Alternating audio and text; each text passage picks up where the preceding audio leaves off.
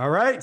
So welcome to today's podcast with Phil Willburn, a top executive at Workday. So since he's at Workday, so much goes through this company that he has a sense of what's going on in the market.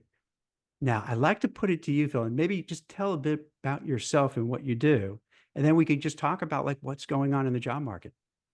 Yeah, sure. Thank you. And thank you for having me on. Excited to be on your podcast and in your show. I'm Well, a thank you. frequent listener, so it's nice to be on this side of it, Jack. Well, thank you so Excited. much.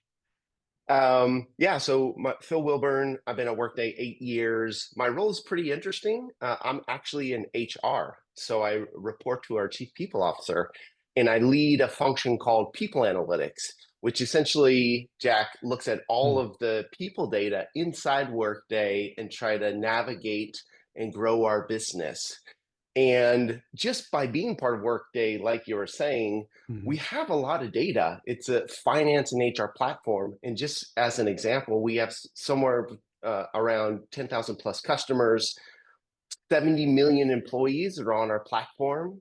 And we, Wait. 70 million. yes, 70 million globally, 40 countries. Oh, Um, wait, you say, wait, I gotta get my head right. That you say it so casually. 70 million, that's a lot of people, right? So like you get you have data points for like 70 million people and what they're doing. we do have data Okay. points on on the data that's in our platform. Yeah. Of course, privacy, security, GDPR, customer Yeah. preference, all of that plays into it. But it's a lot of data. 800 billion transactions a year. Whether that's hiring, promotions, turnover, accounts payable, receivable, all of that data coming through our platform. And yeah, I can see by the reactions because we're looking at each other that it's That's a little, wild. Yeah. yes. That's wild. So with all that information, I think for what I see, and I wonder if you see this too, I hear from so many people, particularly white collar professionals that, I specialize in and write about Forbes and for the podcast. A lot of people are having a tough time finding a job, anywhere from like someone just graduating college to maybe someone who's a little older and face ageism. Can you maybe share a little bit about what are you seeing in the market? Is it Mhm. harder to find a job lately? And sometimes, even if it's hard, people feel better knowing it's not them. You know what I mean? That like, okay, it's not just me that can't find a job. This is going on. So, top line, like, what are you seeing? Is it harder, easier for white collar people lately?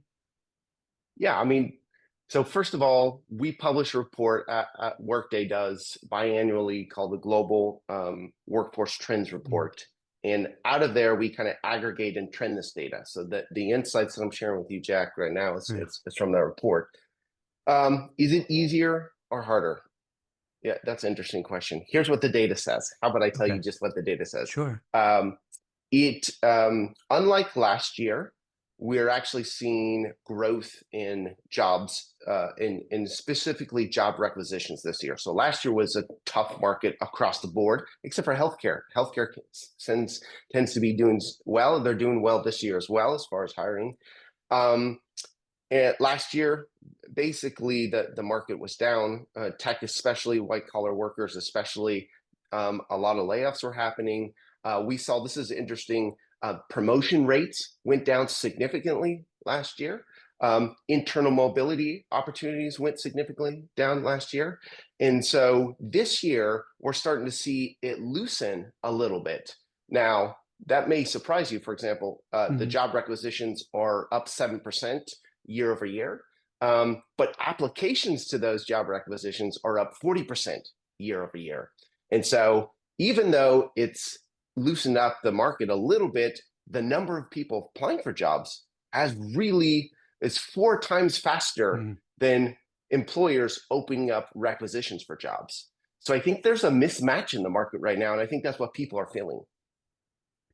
So like if there's not if there's not a lot of promotions, does that make it tough for people to feel like, hey, why am I going to kill myself working because I'm not going to go further? Does that cause challenges like being disengaged?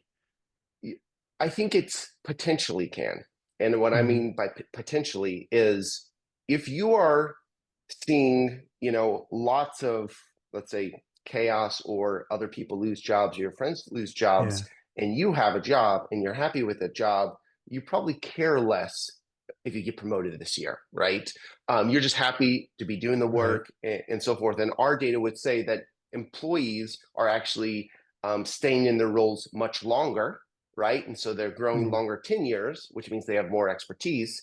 But yeah, promotions are important, but there's less perceived, mobility out there. And so, a few less promotions, a few less opportunities to take internal roles.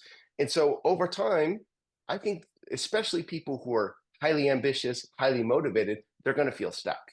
And we do see a little bit, we saw in 45% of our industries this year, a decline in engagement, even though people's loyalty was high.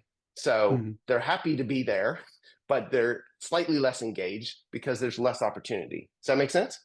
It does. And what does someone do? So let's say, me or Christine are working at, ABC company and, we don't see promotions, we're stuck. Do I send out my resume? What would you suggest people, or do I go internally to maybe HR or the manager and say, hey, anything I could do? Can I kind of go in a different direction? Can I go laterally? Did you have any suggestions for the audience who's kind of maybe going through this? Yeah, I mean, look, here's what I would say. Number one, crush your job. Whatever job you're doing, you crush it. You be the best, person in that job, and let people know you're crushing your job. Because what we see in the data is that our high potentials and high performers are leaving their organizations when everybody else is staying. So if you're crushing your job and you're doing an awesome job, you can either look for promotion if it's there, or people will find you because of your reputation, because of the work you're doing, and there's still great opportunities out there. So that's number one. The second thing is, I think what is happening is everybody's expectations for their current role is increasing.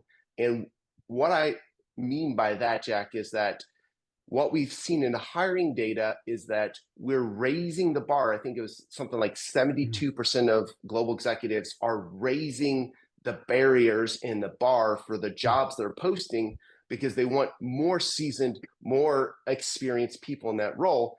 And what I'm seeing inside companies is that for Right. every role, everybody's raising the bar. They want them to be delivering more, have bigger expectations, etc. So if you can grow that way, you still have growth opportunities. But if you're crushing your job, there's still a lot of opportunities out there. We see that clearly in the data.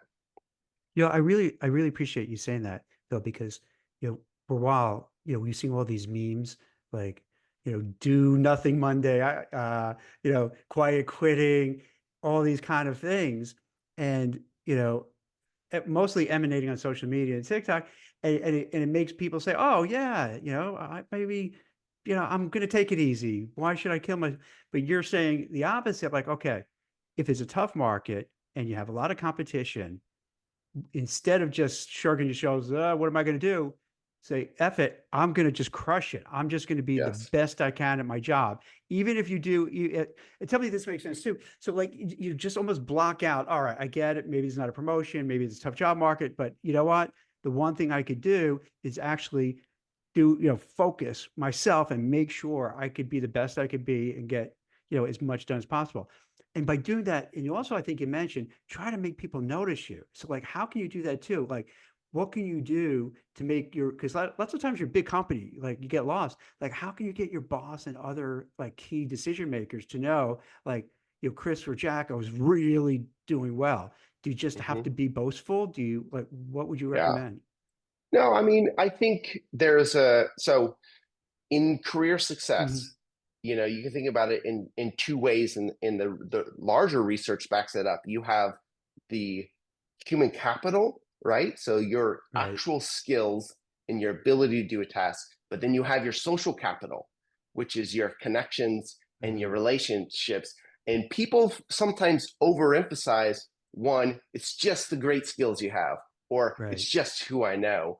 But it's actually, you need to do both. And so when I mean social capital, it could be as simple as, I worked really hard on this presentation. I would like the opportunity to present it to the stakeholder. Great. You crushed this presentation, so good. And now you're asking to be in the room to present this presentation to stakeholder. Sometimes that can happen, sometimes not, but at least you're showing that you want to be in the room and you want to be present with the stakeholders, right? Or you get a request from someone that you don't traditionally get a request for, and you say, well, is this my core job? Maybe it's not my core job. Maybe it's socialize with my boss, but you really manage that relationship really well and deliver something that surprises that relationship. You're building your reputation and you're building your network that way. And that's inside an organization. It's the same thing for getting a job externally, Jack. It's not Mhm. as simple as saying, oh, here's my resume, ChatGPT, make it match this job requisition. Let's submit.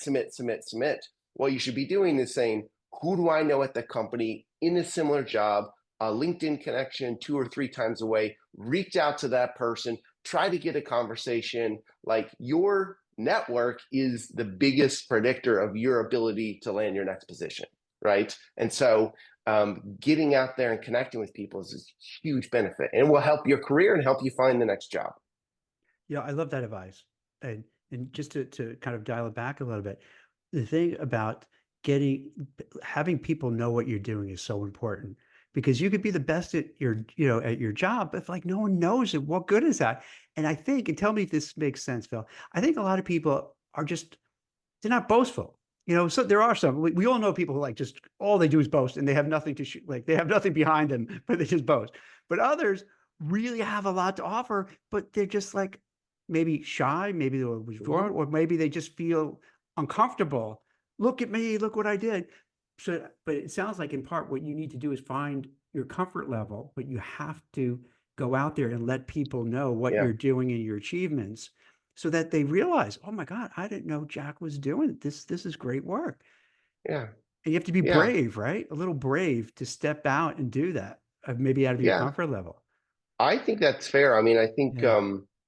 if you feel like, you have to boast to get a new job, I don't think that, you know I don't feel good even saying that right now. And Mhm. so us talking about it, I think Yeah. that one reframing, and something I work here is like, I ask all my employees that work for me is like, what are you the most proud of accomplishing over the last 3, 6, 1 year? What are you most proud of? And when you talk from, I'm the most proud of doing that, Mhm. your whole body changes, your mindset changes. And I think that you can tell people the things that you're proud of, being part of a team, accomplishing great work, building some great connections. That, to me, doesn't come across as boastful. That actually means that you take pride in your work, that you have a unique contribution, and that you're willing to talk about things that inspire you. You see what I mean? There's a Yeah. small difference, but it shows up very differently to the people you're interacting with. Yeah, that makes so much sense. And I like what you were saying about the networking, because I'm a big advocate of that as well. Is that if you send a resume in, and we were talking about this before the show, if you go to LinkedIn, and I'm not bashing LinkedIn, but if you go to LinkedIn and you post something, you're looking for a job, and you see like 500, 600, 700, a billion, people have applied, it really deflates you, right? And it Mm, really like, and then with AI, and I don't know if you see this in your company, but it seems like there's so many like small startups that are saying, "Hey, we'll send your resume out to a billion places," and yeah. and, and you feel overwhelmed. So it does make sense to say, "All right, if all these resumes are being submitted, maybe what I have to do is find, who do I know, at, Morgan Stanley. Like, I know someone who knows someone, and try to get a hold of that person and say, hey, here's my resume. Can you help me out? Can you pass it along? Can you? So that seems to be a way it's almost like you're cutting a line, right? If you do that, Hmm. but in a good bold, Yeah. well, again, being bold to go and do it. Be bold, and be proud of the Mhm. work you do, Yeah. and realize that when you engage in a relationship that's reciprocal, you might be able to help them. I know you're looking for a job, but you may be able Mhm. to help them. You don't know about that. Um, And what we find is referrals have picked up in the first half of this year, and they are more likely, substantially more likely to get offers. Referrals Mhm. are, and that's well known. It's been known for a long time. The other thing is that referrals we find in our data, are often more experienced than non-referrals. So they have a better idea of the type of role or position or capabilities are required for that. Um, my advice, I would say, is just say, what are the top 5 companies, 5, not 10, 20, 30, Mhm. that you really want to work for? Identify the roles that you're really interested in, go in and start to research them, reach out to a few people at the company, see if you can get some Right. interactions, a coffee Right. or resume or a connection through a connection. Um, and and then when you show up to the hiring interview, and I see the data on my side, how many jobs this person has applied to at my company, and how many referrals they have, that means like they want to work here. They want this position. They really want, and they really, really want to be here. And I want to hire people who really want to be here, Mm. because I have fewer numbers of hires available, right? And everybody's facing that. Nobody's saying I can hire forever. So with fewer number of candidates, you want people who really want to be there and really want this job, right? And not to get too much in the weeds, but with referrals, I've seen, I don't know if it still happens, but with recruiting, I would see there's some companies that would offer internal bonuses to refer someone. So let's say instead of paying a recruiter 25, 30% of the base annual salary, whatever it is, they'll say, hey, maybe we'll give 1,000, 5,000, whatever it might be, to see, hey, if someone internally knows somebody. Is that still a thing? Is that happened? Yeah, Should that's people, still okay. very, so that's not, it's not blanket across the board, Jack, but a lot Hmm. of companies still give you dollars for a referral. So if you think about that way, if you're a job seeker, if I Right. can find somebody at a company I'm really interested, I am qualified for this role, and this person refers me, I get a job, and they get some kind of mini That seems like bonus. That's that a seems like the that's a good, best, right? That right? seems like the best thing. So do you think maybe just let's brainstorm this, like for people who are watching this and listening to it, maybe that's one of the best ways to do it. Like, okay, the 5 companies that you really want to do, and maybe hopefully of those 5, they all have bonuses, internal bonus rewards. Then like, all right, who wouldn't? Let's say someone comes to you and you're like, hey, yeah, I'll help you get this job, and you get a few bucks. The person gets, entree. Everyone, right? That could be like the best hack ever, no? Yeah, yeah. Right? And the other thing is, reputation passes through a network. So Mm, I want to hire people who have an amazing reputation for just delivering and crushing their job. mhm. That's the people I want to hire, right? And so you find that out through referral process, because there's a connection through a connection through a connection, right? And so your relationship, your reputation is passed through those connections, right? I got cold called here at Workday from my former manager. I never talked to him, and he says, I know of someone who knows someone, and they say you crush your work, and I would want to bring you to Workday. and and that's through kind of just your network. And so I'd say, like you were saying before, you know, be bold, right? Be proud of the work that you've accomplished. Um, really focus on the type of company you want to work for and the position you have, and then go out and find those right connections. And then that's what kind of lines it up, um, you know, uh, increases the probability Yeah. of a hiring manager saying, yes, you're the right person for this role. I love that advice, and guys, because it makes so much sense. So let's say, you're the hiring manager, the HR person, right? You're managing someone, and then you have 100 resumes in your ATS system that you got to go through, and your eyes are just like you get blurry after looking at 100, and now there's another 100 coming. If you have somebody who calls you and say, hey, Phil, you got to meet Christine. She's great. She's awesome. Here's why she's awesome. Give you some good things about her. you'd probably take her right to the front of the line and say, because rather than going through 200 resumes of people I don't know, I get this really great recommendation from someone I respect. And that helps you kind of get right in front. So Yeah. that seems like a really good way to get noticed.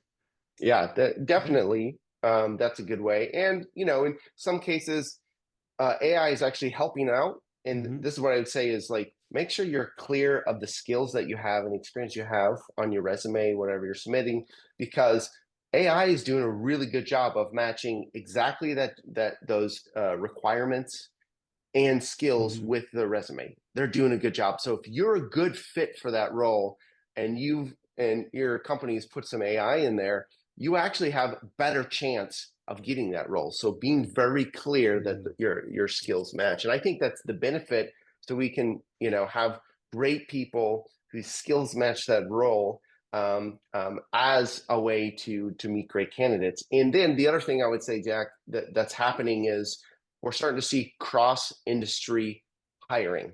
So if you're in technology, you're going to business. If you're in finance, you want to go to professional services.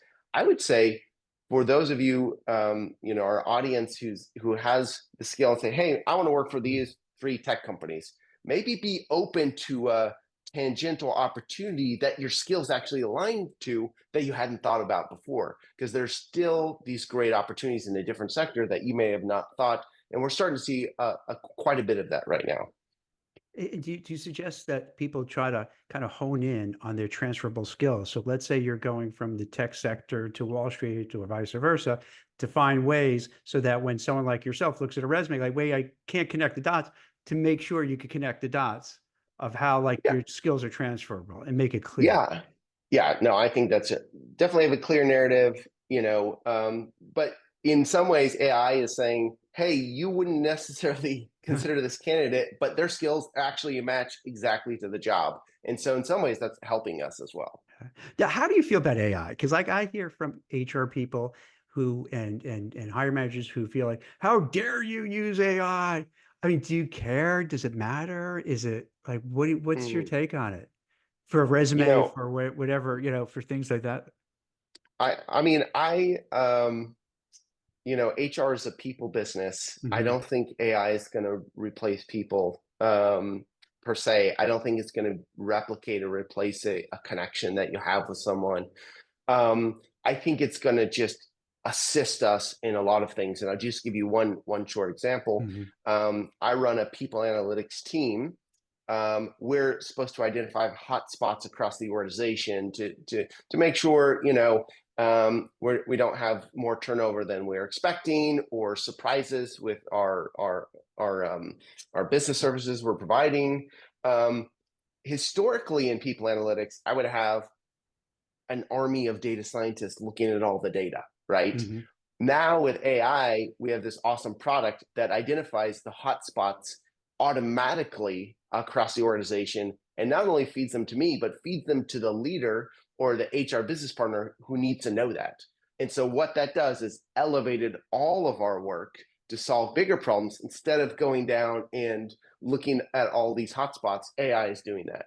So it's just elevated our work.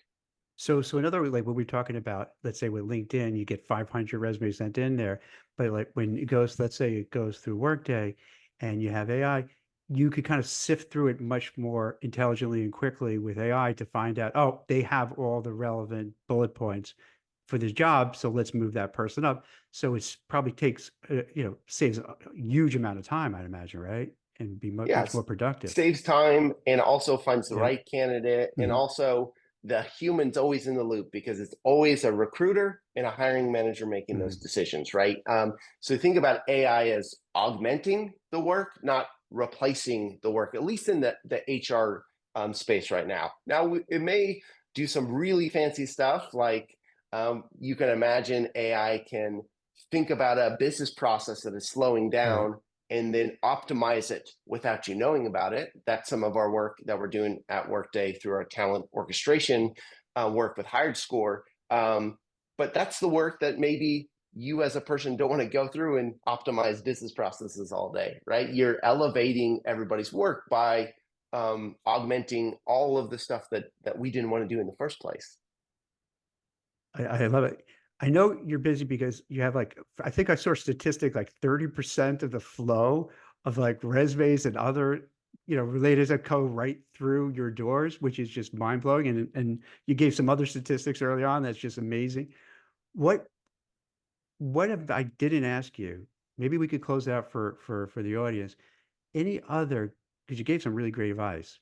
So I don't know if you have even more, but if you have any other advice or guidance for somebody either to kind of move up in the ladder of the job or find a new job or just anything that you feel like, hey, this is really good advice that I've seen works over the years. Yeah, Jack, you've done a good job at pulling out the Yeah. advice, is what I say. Yeah. I might summarize what we Okay. talked about, just like two things really. Okay. Whatever role or position or job you have, crush it and be proud of it and tell people of the things you're proud of, right?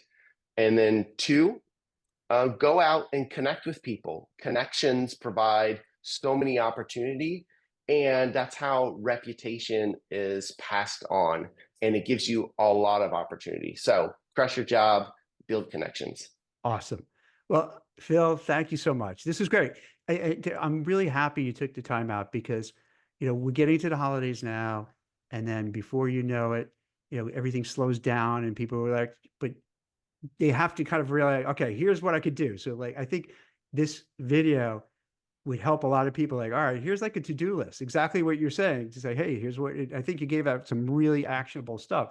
A lot of times you get advice and it's very theoretical, like everything you're saying, like with the referrals and getting the recommendations, those could, could get done. So I think this will be helpful as people start, now people I think are kind of going to, coast a little bit to the new year, but once they start looking, they could go back to this and we could kind of post it again.